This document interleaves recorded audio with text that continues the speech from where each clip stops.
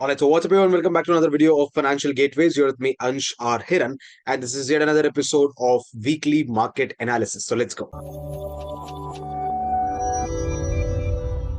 Alright, सो weekly market analysis everyone, ऐसी series जहां पर हम हर हफ्ते आकर आपके लिए मार्केट का एनालिसिस करते हैं, देखते हैं निफ्टी बैंक निफ्टी में क्या पोजीशंस हैं, और साथ ही साथ कौन से स्टॉक्स हैं, कौन से सेक्टर्स हैं जो इस हफ्ते चल सकते हैं। इन सब की हम बात करते हैं। So let's get started. Alright, so weekly market analysis everyone, देखते हैं इस हफ्ते मार्केट ने किस तरह परफॉर्म किया है। निफ्टी फिफ्टी को देखें, अगर बैंक निफ्टी को देखें तो दोनों ही काफी पॉजिटिव रहे। बैंक निफ्टी ने इस बार आउट परफॉर्म किया निफ्टी फिफ्टी को, लेकिन आउट परफॉर्म करके भी कोई मतलब नहीं। अभी भी निफ्टी फिफ्टी जो है अपने ऑल टाइम हाइस के ऊपर बैठा है, और बैंक निफ्टी अभी भी अपने हाइस के नीचे है, थोड़ा सा अंडर परफॉर्म ही कर रहा है। थोड़ी सी रिकवरी कुछ बेहतर आई है निफ्टी फिफ्टी से। अगर मिड कैप की बात करें तो मिड कैप में काफी टाइम बाद एक थोड़ा सा नेगेटिव, थोड़ा सा जो है कंसोलिडेशन देखने मिला है। बहुत अच्छे से परफॉर्म नहीं किया मिड कैप ने इस बार, और विक्स इंडिया जो है अभी भी अपने हेल्दी लेवल्स पे 15 के आसपास ही चल रहा है। अब अगर बात करें एफआईआई डेटा की, तो यहाँ पर आप देखेंगे कि ऑप्शंस के अंदर अच्छी खासी पोजीशंस बनती हुई दिख रही है। 30,000, 31,000 करोड़, 13,000 करोड़। और चाहे इंडेक्स के हो चाहे फ्यूचर्स के हो, यहाँ पर कुछ सेलिंग, पहले ये जो 27 को जो सेलिंग आई थी, वो एक्चुअल ऑप्शन सेल हुए थे क्योंकि वहां पर ऑल टाइम हाई ब्रेक हुए थे। लेकिन इसके बाद जो है वापस नई पोजीशन सेलिंग की बनने लग गई है मार्केट में। वहीं दूसरी तरफ जो इन स्टॉक के ऑप्शंस हैं, वहां पर भी हैवी सेलिंग हमें देखने मिल रही, जो कि मार्केट को कोई बहुत बड़ा ट्रेंड आने नहीं देगी। वहीं दूसरी तरफ अगर आप फ्यूचर्स के डेटा की बात करें तो फ्यूचर्स के अंदर कुछ स्टॉक स्पेसिफिक मूवमेंट जरूर है, लेकिन इसके अलावा इंडेक्स में किसी तरह का पैसा फ्यूचर्स में पंप नहीं हुआ है। तो चाहे कितना भी ऑल टाइम हाई ब्रेकआउट कर दे, एक बड़ा जो लंबा मूव जिसके माने की वेट कर रहे हैं, अभी तक आता हुआ हमें दिख नहीं रहा है। अगर सेक्टर्स की बात करें, लगभग लगभग सारे सेक्टर्स पॉजिटिव रहे, मीडिया को छोड़कर, जो कि काफी टाइम से ही बुरा परफॉर्म कर रहा है। बल्कि उसके अलावा सारे सेक्टर्स 1% तक ऊपर हैं, कुछ ज्यादा है कुछ कम है। मेटल्स ने अच्छा परफॉर्म किया है, बाकी सारे लगभग लगभग 1-1.25% की रेंज में है। जो पिछले हफ्ते हमने एनालिसिस के अंदर स्टॉक दिए थे, उसमें सीजी पावर ने 10% का रिटर्न दिया, उसको हमने बुक किया।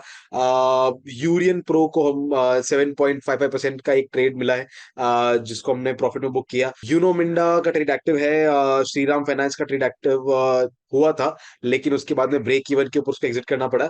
और टोरेंट फार्मा का ट्रेड एक्टिव है। और फार्मा, जब अभी इतने सारे फार्मा सेक्टर गिर रहे हैं, उसमें भी टोरेंट फार्मा जो है अच्छा खासा अभी टिका हुआ है। तो होपफुली जैसे ही वापस फार्मा के अंदर रिकवरी आएगी, टोरेंट फार्मा में हमको टारगेट्स भी मिल जाएंगे। इसके अलावा जो उससे पहले के ट्रेड एक्टिव थे, दीपक नाइट्राइट और ओबेरॉय रियल्टी के अंदर अच्छा खासा रिटर्न मिला था, पर प्रॉफिट बुक नहीं किया। तो अल्टीमेटली जब वो नीचे गिरा, हमें ब्रेक इवन के ऊपर उनको बुक करना पड़ा। और नेस्ले इंडिया के अंदर हमें अच्छा प्रॉफिट हुआ है, 5% का प्रॉफिट इसके अंदर हमें देखने मिला है। अब ये तो था पिछले हफ्ते की मार्केट की स्टोरी। देखते हैं अगले हफ्ते में मार्केट में क्या हो सकता है। सबसे पहले अगर बात करें निफ्टी की, तो निफ्टी ने जो अपना ऑल टाइम हाई का ब्रेकआउट दिया है, बहुत ही स्ट्रॉन्ग तरीके से दिया है, और इसमें कोई मतलब दिक्कत हमें दिखाई नहीं दे रही है। और ओवरऑल जो पूरा स्ट्रक्चर है निफ्टी का, वो स्ट्रॉन्ग है। लेकिन जो सेक्टर्स हैं वो इतने स्ट्रॉन्ग नहीं है कि निफ्टी को बहुत स्ट्रांगली सपोर्ट कर सके। बैंक निफ्टी अभी भी कंसोलिडेट कर रहा है, और अब भले ही मेटल सेक्टर थोड़ा सा परफॉर्म कर रहा है, लेकिन इसके अलावा बाकी सारे सेक्टर्स जो हैं वो इतना अच्छे से परफॉर्म नहीं कर पा रहे, जो कि निफ्टी की एक बड़ी रैली को सपोर्ट कर सके। लेकिन फिर भी अगर हम सपोर्ट रेजिस्टेंस की बात करें, तो हमारे जो नियरेस्ट जो लेवल्स रहेंगे अगले हफ्ते के लिए, निफ्टी के अंदर सबसे पहला जो सपोर्ट है इसके नियरेस्ट वाला, वो है 22,120। 22,120 के ऊपर जब तक मार्केट है, तब तक ज्यादा टेंशन लेने की बात नहीं है। उसके बाद में नीचे 20 मूविंग एवरेज रहेगी, उसके बाद में 21,870, और उसके बाद 21,480। ये दोनों बहुत ही इंपॉर्टेंट सपोर्ट लेवल, जिनको मार्केट इस हफ्ते तक तो एटलीस्ट नहीं तोड़ना चाहिए। ऊपर रेजिस्टेंस की अगर बात करें तो 22,500 का पहला रेजिस्टेंस है, 22,500 से 22,580, ये जो है मेजर रेजिस्टेंस लेवल्स है।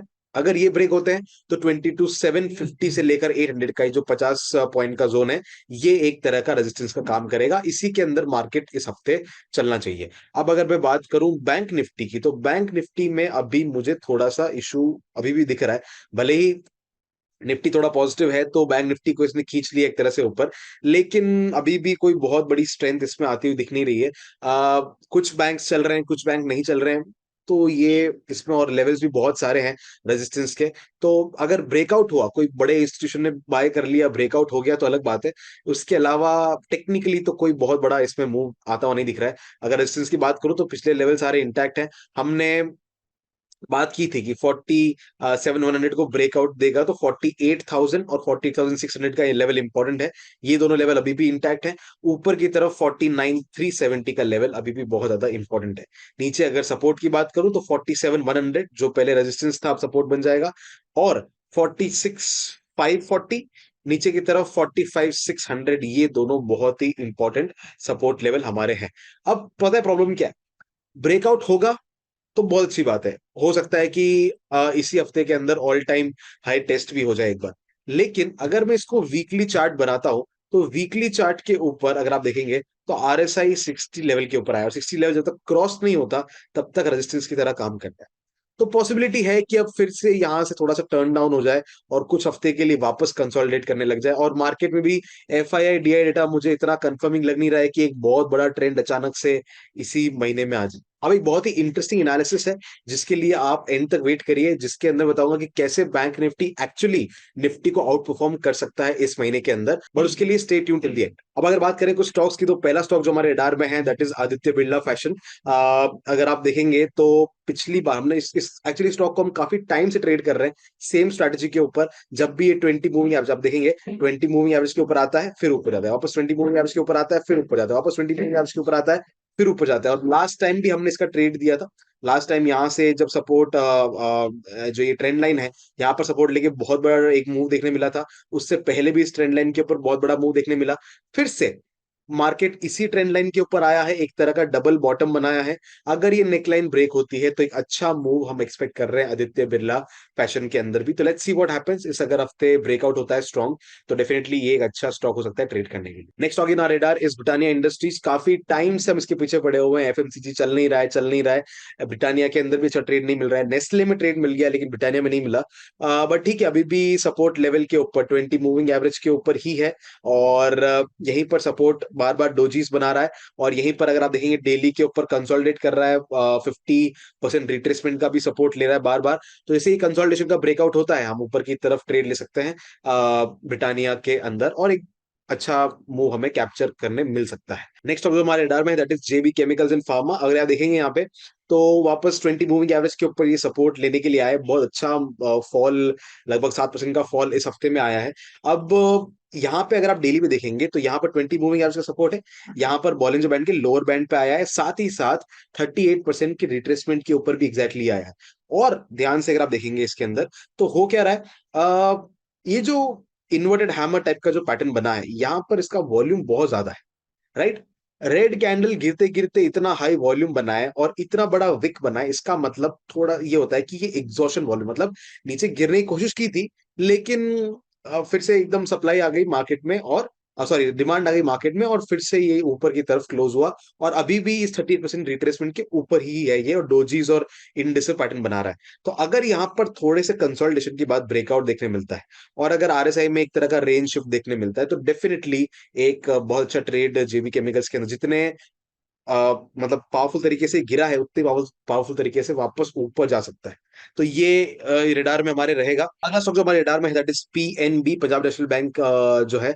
यहाँ पर अब सारे स्टॉक प्राइस एक्शन बेस्ड है। यहाँ पर ट्रायंगल पैटर्न फॉर्म हो रहा है। ट्रायंगल पैटर्न के अंदर ग्रीन की वॉल्यूम सपोर्ट लिया है, इसकी वॉल्यूम बहुत ज्यादा है।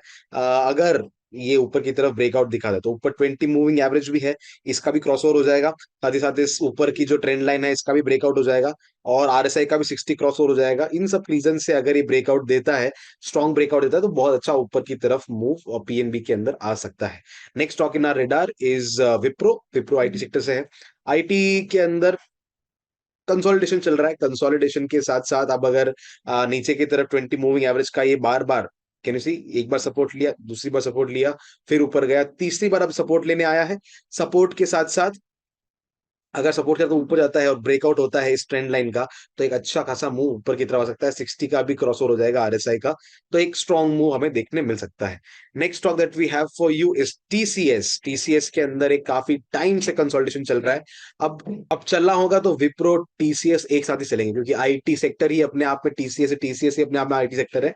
तो अगर इसमें भी कंसोलिडेशन हो रहा है, सेम चीज जो विप्रो के अंदर हो रही है, इसका भी स्ट्रॉन्ग ब्रेकआउट अगर होता है टीसीएस का, तो डेफिनेटली एक अच्छा मूव ऊपर की तरफ आ सकता है। टीसीएस इतने स्ट्रॉन्ग ब्रेकआउट्स, इतने स्ट्रॉन्ग मूवमेंट्स पहले नहीं देता था, लेकिन आजकल क्या इफ यू कैन सी बहुत अच्छे अच्छे मूव्स टीसीएस के अंदर भी आने लग गए। सो लेट्स सी क्या होता है टीसीएस के अंदर, अगर मूव आएगा तो बाकी भी आईटी सेक्टर्स जो है वो चलने लग जाएंगे।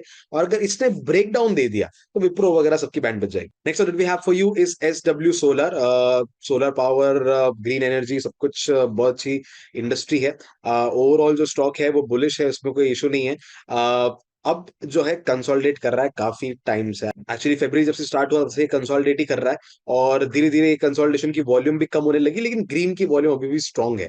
तो अगर ये कंसोलिडेशन का ऊपर की तरफ ब्रेकआउट होता है, अब ये ब्रेकआउट इस हफ्ते हो अगले हफ्ते हो क्या फर्क पड़ता है, जिस भी डायरेक्शन में ब्रेकआउट होगा हम उसको ट्रेड कर पाएंगे। Next stock is SAIL. SAIL, GAIL, ये सारे जो अभी गवर्नमेंट कंपनीज है, इनमें बहुत ही अच्छा मूव आने लगा है। कुछ कंसोलिडेट कर रही है तो उनमें आएगा।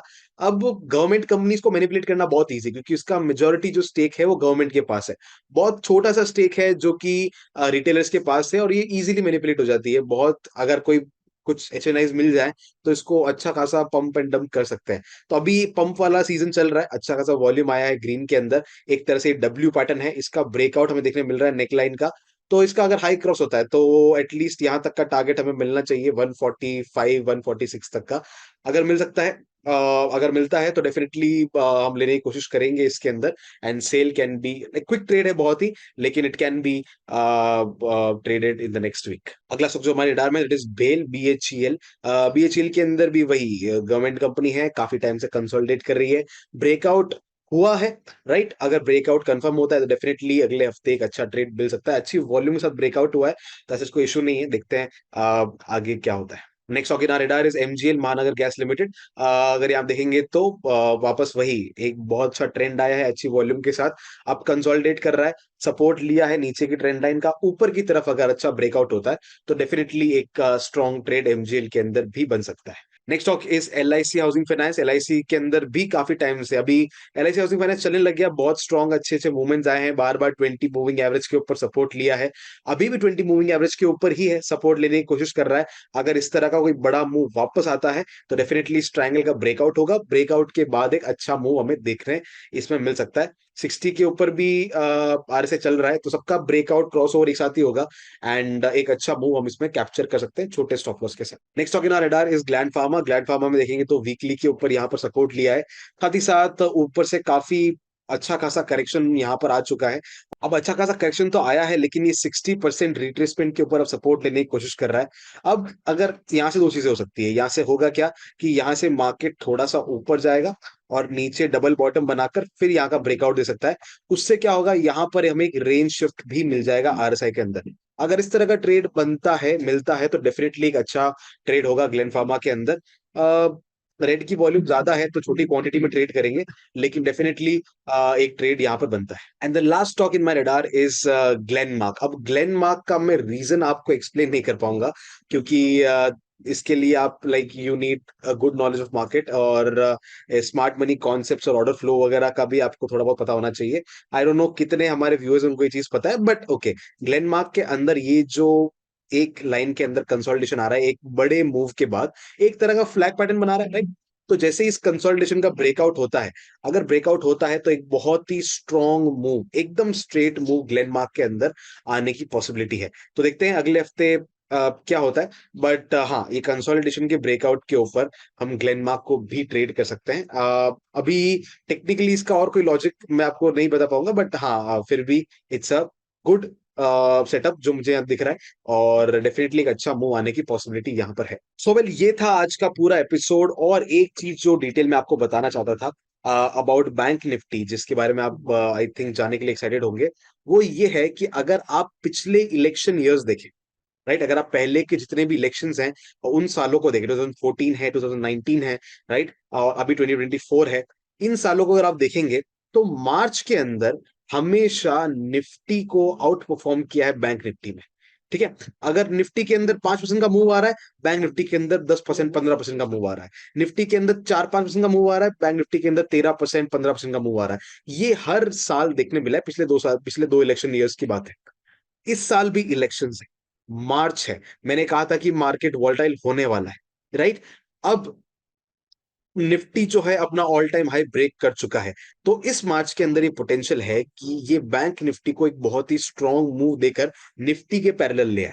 अब निफ्टी जो ऑल टाइम हाई के ऊपर है, बैंक निफ्टी को अगर ऑल टाइम हाई के ऊपर आना है तो एक बहुत स्ट्रांग मूव देना पड़ेगा, और वो चीज, वो ये जो बड़ा मूवमेंट है, ये डेफिनेटली पॉसिबल है बैंक निफ्टी के अंदर। अब डेटा अभी तक जो हमारे पास आया है वो इस चीज को सपोर्ट नहीं कर रहा है, लेकिन ये अभी तक का डेटा है, अभी तक जो हो रहा है उसका डेटा है, आगे क्या होने वाला है इसका डेटा नहीं है, राइट? लेकिन अगर हम पहले का डेटा देखें, पहले जो इन इलेक्शन ईयर्स में उसका डेटा देखें, तो समझ में आएगा कि इसके आने की पॉसिबिलिटी बहुत ज्यादा है। तो देखते हैं, अब मैं मतलब बिल्कुल भी बैंक निफ्टी के ऊपर होप छोड़कर बैठना नहीं है। इस महीने बड़ा मूव आने की पॉसिबिलिटी डेफिनेटली डेफिनेटली है, और मैं चाहता हूं कि इन चीजों को, इन जिस छोटी छोटी चीजें हम आपको बताते हैं, इनके बारे में आप भी थोड़ा ध्यान रखना शुरू करें, because you are a part of market now. And I hope ये छोटी छोटी चीजें हैं आपको एक बेटर ट्रेडर बनने में हेल्प कर रही होगी। एंड या I think that's all for today session everyone. I hope आपको मजा आया होगा, बहुत कुछ नया सीखने मिला होगा। And I will see you in the next session. उससे पहले अगर आपके कोई भी सजेशंस हैं, सो आपके पास डिस्क्रिप्शन के अंदर लिंक है, पिन कमेंट के अंदर लिंक है, उस फॉर्म को भर के आप अपने सजेशंस, अपने कमेंट्स, अपने रिकमेंडेशंस डेफिनेटली हमें पता सकते हैं। और मैं बहुत ज्यादा एक्साइटेड हूँ इस मार्च के लिए। मिलूंगा आपसे अगले वीडियो में। Till then keep learning and keep trading.